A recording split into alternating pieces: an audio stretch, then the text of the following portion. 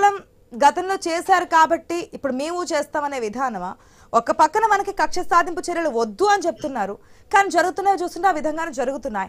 మార్పు ఇటువంటి విషయాల్లో కూడా కాదు, పల్నాడులో మనకు జరిగినటువంటి విధ్వంసం మనం చూసే ఉన్నాం. ఆఫ్టర్ ఎలక్షన్స్ ముందు, ఎలక్షన్స్ తర్వాత కూడా ఎందుకు ఇటువంటి వారు నాయకులు బాగానే ఉంటున్నారు, ఆరోగ్యంగానే ఉంటున్నారు, అన్ని చోట్లకి వెళ్తున్నారు, కింది స్థాయి నేతలు మాత్రం ఈ విధంగా ఉంటున్నారు. మిథున్ రెడ్డి కామెంట్స్ కూడా చూస్తున్నాము, ఏమంటారు? అదేనండి, ఇందాక నేను దీంట్లోకి వెళ్ళబోయే ముందు ఒక చిన్న విషయం గుర్తు చేయాలి. ఇవాళ చంద్రబాబు నాయుడు గారు వెళ్ళి పెన్షన్ ఇచ్చారు కదండి ఒక ఇంటికి వెళ్ళి. ఆ ఇంటిని చూసారా మీరు? ఎలా ఉందో చూసారా ఇల్లు? నిజంగా వాళ్ళు నివాసం ఉండే ఇల్లు గనక అదే ఇంట్లో నివాసం ఉంటే వాళ్ళు గుడిసె కింద ఉంది.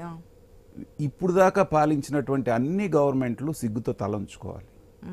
రాజశేఖర రెడ్డి గారి టైంలో ఇందిరమ్మ ఇళ్ళని పెద్ద ఎత్తున ఇచ్చామన్నారు. చంద్రబాబు నాయుడు గారి టైంలో టిడ్కో ఇళ్ళు ఇచ్చామన్నారు. వీళ్ళైతే అసలు జగనన్న కాలనీలే కట్టామన్నారు. సో ఎక్కడ మనకి కనిపించట్లేదు. ఇప్పుడు కూడా హామీ ఇచ్చున్నారు, అందరికి డాబాలు కనిపిస్తున్నాయి, మధ్యలో ఈ విధంగా ఉంది కాబట్టి అందరికి ఇల్లు నిర్మిస్తా అని చెప్పున్నారు. సో ఇక ఈ విషయానికి వస్తే, ఇప్పుడు మిథున్ రెడ్డి గారు పడ్డ బాధ మనం ఇందాక మీరు క్లిప్పింగ్ కూడా వేశారు. ఆయన ఏమంటున్నారు, నేను ఒక లోక్సభ ఎంపీని, నేను నా నియోజకవర్గంలో అడుగుపెట్టేటువంటి అధికారం నాకు లేదా అని చెప్పి చాలా బాధపడిపోతున్నారు. మరి రఘురామకృష్ణరాజు గారు వీళ్ళకి గుర్తు రాలేదా? 5 సంవత్సరాల పాటు కనీసం ఆయన నియోజకవర్గంలో అడుగుపెట్టేటువంటి పరిస్థితి లేకుండా ఎంతటి భయానక వాతావరణాన్ని కల్పించారో మనం చూసాం. అలాగే చిత్తూరు జిల్లా మొత్తం నాదే, నేనే కింగ్ని, వైనాట్ కుప్పం, అసలు కుప్పంలో చంద్రబాబు నాయుడు ఎలా అడుగు పెడతాడో చూస్తాం. మర్చిపోయారు ఇవన్నీ. సో మీరు చేస్తేనేమో ఇంకోటి, ఇంకోళ్ళు చేస్తేనేమో ఇంకోట. ఏదైతే మనం చేసామో అదే మన దగ్గరికి తిరిగి వస్తుంది. అట్లా అని చెప్పేసి వీళ్ళనెవరిని కూడా మేము పొంగనూరులో అడుగు పెట్టనేమో అని చెప్పేసి తెలుగుదేశం వాళ్ళు భీష్మించి కూర్చోవటం కూడా తప్పంటున్నాను నేను. ఎందుకంటే ఆ బాధ ఏంటో మీరు చూశారు. చూసిన తర్వాత మేము మళ్ళీ అది ప్రజాస్వామ్యయుతంగా లేదనే ఉద్దేశంతో కదా మిమ్మల్ని తీసుకొచ్చుకుంది.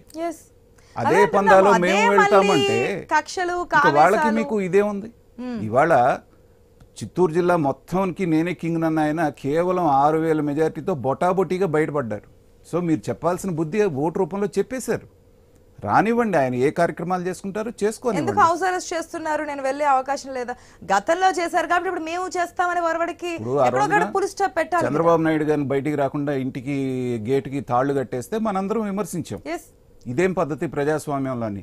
మరి ఇవాళ దీన్ని కూడా అనాల్సిందే కదా, ఇది కూడా తప్పే కదా.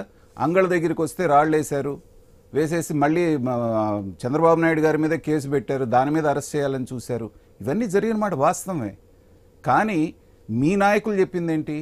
చేసిన తప్పులన్నీ మేము రెడ్ బుక్లో రాసుకున్నాము, చట్టబద్ధంగానే మేము చేస్తామని చెప్పేసి అన్నారు.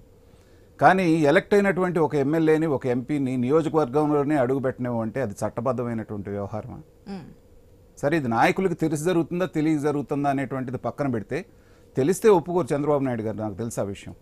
కానీ మీ కార్యకర్తలు చేస్తున్నటువంటి ఇలాంటి వాటిని ఖండించి ముందు వాళ్ళని అక్కడికి వెళ్ళనివ్వండి అని ఒక స్టేట్మెంట్ మీరు ఇవ్వకపోతే జగన్మోహన్ రెడ్డి గారికి, చంద్రబాబు నాయుడు గారికి తేడా లేకుండా పోతుంది. అనుభవం లేనటువంటి, అనుభవ శూన్యుడైనటువంటి జగన్మోహన్ రెడ్డి గారికి 3 సార్లు చీఫ్ మినిస్టర్గా చేసి ఒక స్టేట్స్మెన్గా పేరున్నటువంటి చంద్రబాబు నాయుడు గారికి ఆ డిఫరెన్సియేషన్ ఉండాలి అంటే ఇలాంటి వాటిల్లో కొంచెం పెద్ద మనసుతో వ్యవహరించాలి. మీకు తెలియకుండానే ఆవేశాలతో కొంతమంది అత్యుత్సాహంతో మీ కార్యకర్తలు చేయొచ్చు. కానీ మీ నోటీసులోకి వచ్చినటువంటి వెంటనే స్వేచ్ఛగా వాళ్ళని వెళ్ళనివ్వండి. చెప్పాల్సిన బుద్ధి ప్రజలు చెప్పేశారు. మీ చేతిలో నిజంగా చేయాలి అంటే లోకల్లో మనకి ఆ విధమైన వాతావరణం కనిపించట్లేదు. అక్కడ పొంగునూరులో ఏంటంటే లోకల్ క్యాడర్ కి ఎవరో ఒకరు దిశానిర్దేశం చేయాలి, ఎవరో కంట్రోల్ చేయాలి. ఆ కంట్రోల్ చేసే బాధ్యత ఎవరు తీసుకుంటారు? స్థానికంగా ఉన్న నాయకులు కూడా సవాళ్లు ప్రతి సవాళ్ళకే వెళ్తున్నారు. కానీ ఇంకా నిజంగా మీరు పెద్దిరెడ్డి గారి మీద చేయాలి అంటే ఆయన చేసినటువంటి అక్రమాలు కోకొల్లలుగా ఉన్నాయి. మీరు ఒక ఎంక్వైరీ కమిటీ కనుక చేస్తే గనుల్లో మిగతా వాటిల్లో ఎంతమందిని ఏ రకంగా బెదిరించి బ్లాక్మెయిల్ చేసి ఎలాంటి అరాచక పాలన చేశారనేటువంటిది ఆ ఏరియాలో అట్లా చట్టపరంగా మీరు వెళ్ళండి, ఎవరు వద్దనరు. అంతేగాని కథలు కట్టేస్తామంటే మాత్రం కుదరదు. ప్రజాస్వామ్యంలో దాన్ని ఎవరు కూడా అందరం ఖండించాల్సిందని. వెంకటేశ్వరరెడ్డి గారు చెప్పండి, ఇప్పటికైనా అర్థమై ఉంటుంది మా క్వశ్చన్ ఏంటి, మా వెర్షన్ ఏంటి అనేది. ఇప్పుడు చెప్పండి. ఇప్పుడు నాగార్జున గారు చెప్పినట్టు గతంలో చేసిన దానికని మీకు తేడా ఉండాలి కదా అని చెప్పేసి హర్షని గొప్పగా చెప్పారు. గతంలో జరిగినవి ప్రతి దాంట్లో పోలీస్ స్టేషన్ లో ఎఫ్ఐఆర్లు ఎవరైతే బాధితులు ఇచ్చారో అవన్నీ నమోదైనాయి. ఇప్పుడు ప్రత్యేకంగా ఇక్కడ నేనేమంటానంటే ప్రత్యేకంగా ఒక సంఘటన జరిగితే బాధితుడు ఒక కంప్లైంట్ ఇచ్చారు, కనీసం ఎఫ్ఐఆర్ అవ్వాలి, కనీసం దాని మీద ఎంక్వైరీ జరగాలి. అసలు పోలీస్ స్టేషన్ లో కేసే తీసుకోకపోవడం అనేది ఇది ప్రజాస్వామ్య వ్యవస్థకి రెడ్డి గారు పద్ధతేనా? మీ మాటకు అడ్డొస్తున్నాను ఏమనుకోవద్దండి. మరి తెలుగుదేశం కేంద్ర కార్యాలయం మీద వెళ్ళి మీ వాళ్ళందరూ ధ్వంసం చేసినప్పుడు కేసులు కట్టి ఎంతమందిని లోపలేశారండి?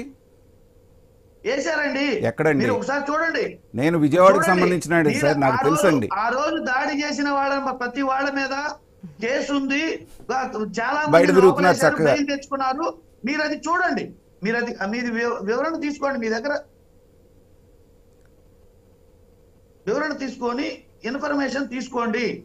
ఇన్ఫర్మేషన్ తీసుకున్న తర్వాత మీరు దాని గురించి చెప్పండి. నీకు కూడా 4వ తారీఖు కౌంటింగ్ జరిగిన దగ్గర నుంచి ఈ రోజు వరకు జరిగిన దాడులలో ఎన్ని దాడులు జరిగినాయి, ఎంతమంది కంప్లైంట్ ఇచ్చారు, ఎంతమంది మీద ఎఫ్ఐఆర్ కట్టారు, చట్టపరంగా కోర్టులో జరిగే వాళ్ళు చేశారా లేదా అనేది కోర్టులో చూసుకుంటారు. కనీసం కంప్లైంట్ ఇస్తే ఎఫ్ఐఆర్ కట్టాలి కదా. అది ప్రజాస్వామ్య వ్యవస్థలో భాగం కదా. ఇప్పుడు మనకున్న చట్టాల్లో ఉన్న భాగం కదా. అవి కట్టకపోవడం అనేది ఇక్కడ మేము ప్రశ్నిస్తున్నాం.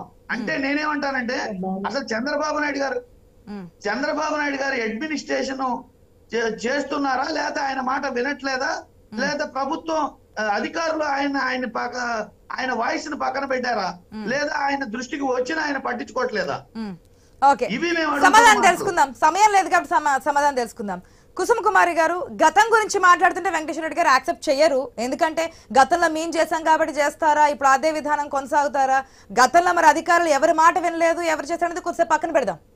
ఇప్పుడు మీరు ఏం చెప్పున్నారు? కక్షపూరితంగా మేమైతే వెళ్ళమని చెప్పున్నారు. పుంగనూరు ఘటనకు సంబంధించి మీరు చెప్పే వెర్షన్ ఏంటి? అదేవిధంగా కనీసం స్టేషన్కి వెళ్ళి కంప్లైంట్ కూడా తీసుకోవట్లేదు, స్టేషన్కి వెళ్తుంటే ఎఫ్ఐఆర్ కూడా నమోదు చేయట్లేదు అంటున్నారు.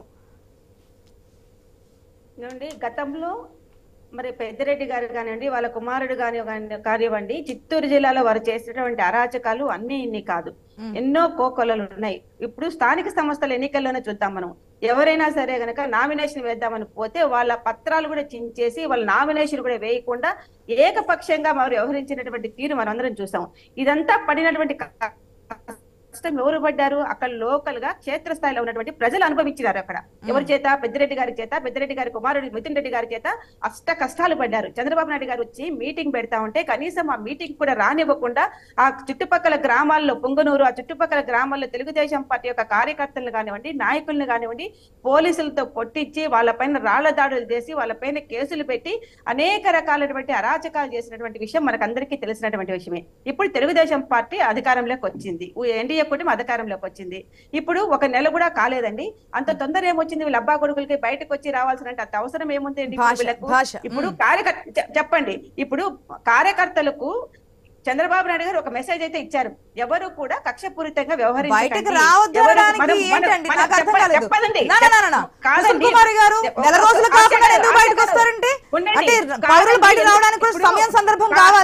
ఇప్పుడు ఇది ఎక్కడ పాయింట్ చెప్పేదండి. వాళ్ళు చెప్పండి ఆశా గారు, నేను చెప్పేది ఒక విషయం మీరండి.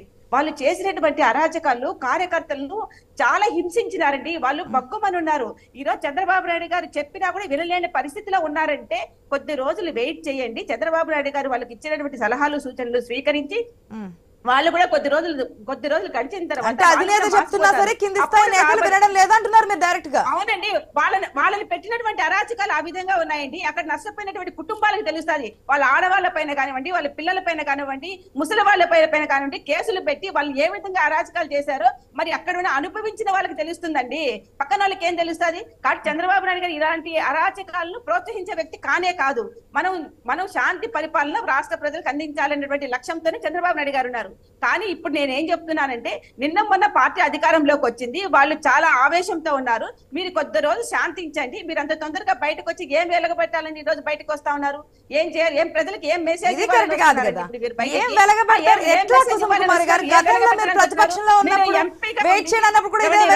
కాదు కదా. యాజ్ ఏ ఎంపీగా నేను వెళ్తాను అంటున్నారు. దానికి వెళ్ళే రైట్ ఉంది, హక్కు ఉంది. ఆశా గారు ఒక్క నిమిషం అండి. అది ఆశా గారు నేను రాజంపేట నియోజకవర్గం మహిళని. ఈ రోజు ఎంపీ మితిన్ రెడ్డి గారు రాజంపేట ఎంపీ. ఏ రోజు కూడా ఢిల్లీలో ఆయన పార్లమెంట్ లో రాజంపేట అభివృద్ధి కోసం ఏ రోజు కూడా మాట్లాడినటువంటి వ్యక్తి కాదు. ఏ రోజు కూడా అభివృద్ధి వైపు చూసినటువంటి వ్యక్తి గారు. ఇప్పుడు ఆయనే గెలుస్తున్నారు, ప్రజలు ఆయన వైపే ఉన్నారమ్మా. ఆ నియోజకవర్గంలో ప్రజలు ఆయన వైపే ఉన్నారు, మీ వైపు లేదు. అది కూడా గెలిపేనా? అది కూడా గెలిపేనా అండి? ఏదైనా గెలిపే, ఏదైనా గెలిపే. 25 ఓట్లు తేడా వచ్చి గెలిచినా గెలిపే, ఒక్క ఓటు గెలిచినా సరే గెలుపు గెలిపే. ఫైనల్ కామెంట్స్ ప్లీజ్ సుజాత గారు. ప్లీజ్ అండి, అర్థం చేసుకునే సమయం లేదు. లాస్ట్ 1 minute ప్లీజ్ సుజాత గారు. లాస్ట్ 1 minute ప్లీజ్ సుజాత గారు. గెలిచినా కూడా మిథున్ రెడ్డి గారిని బయటకు రావద్దే ప్రజలు. సుజాత గారు లాస్ట్ 1 minute. మేడం, వైసీపీ ప్రభుత్వానికి మేము కక్ష సాధింపు చర్యలు చేస్తున్నాము అనే ఒక నైతిక అర్హత అయితే లేదండి. గత 5 ఏళ్లలో చూసుకుంటే వారు చేసినవి చెప్పాలంటే మనకి డిబేట్ సమయం కూడా సరిపోదు.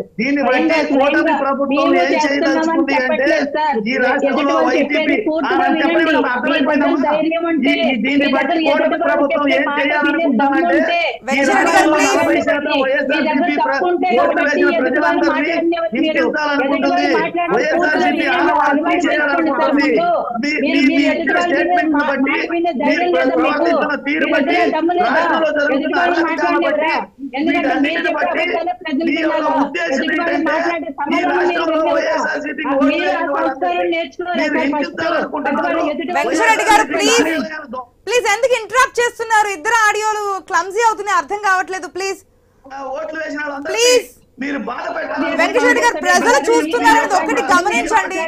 ప్రజలు చూస్తున్నారని ఒక్క విషయాన్ని గమనించండి. ఒకవేళ గతంలో మాదిరిగా ఇప్పుడున్నటువంటి కూటమి ప్రభుత్వం కూడా ఆ విధంగానే చేస్తే మళ్ళీ 5 సంవత్సరాలు కళ్ళు మూసుకుంటే ఎన్నికలు వస్తాయి, ప్రజా తీర్పు కూడా మనం చూస్తాము. దాని గురించి కూడా వెయిట్ చేద్దాము. ఆ విధంగా జరగకూడదని కోరుకుందాము. 30 seconds ప్లీజ్. వెంకటేశ్వర రెడ్డి గారు ప్లీజ్, డిబేట్ లో మేనర్స్ మీరు పాటించాలని మేము దయచేసి విజ్ఞప్తి చేస్తున్నామండి. ఎదుటి వాళ్ళు మాట్లాడినప్పుడు వినేది ఓపిక తెచ్చుకోండి సార్. ఎదుటి వాళ్ళు మాట్లాడే నిజాన్ని వినడానికి మేము మనసు ఒప్పుకోవట్లేదు అని మీకు భయం వేస్తుందా? ఎందుకంటే కూటమి ప్రభుత్వం ఓకే రైట్, ఏదైనా కావచ్చు.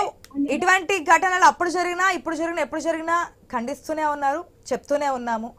ప్రజాపాలన కోసం ముందుకెళ్ళాలి, ప్రజలకి మంచి జరిగే విధంగా ముందుకెళ్ళాలని చెప్పి కోరుకుందాం. అదేవిధంగా ఈ రోజు 90% వరకు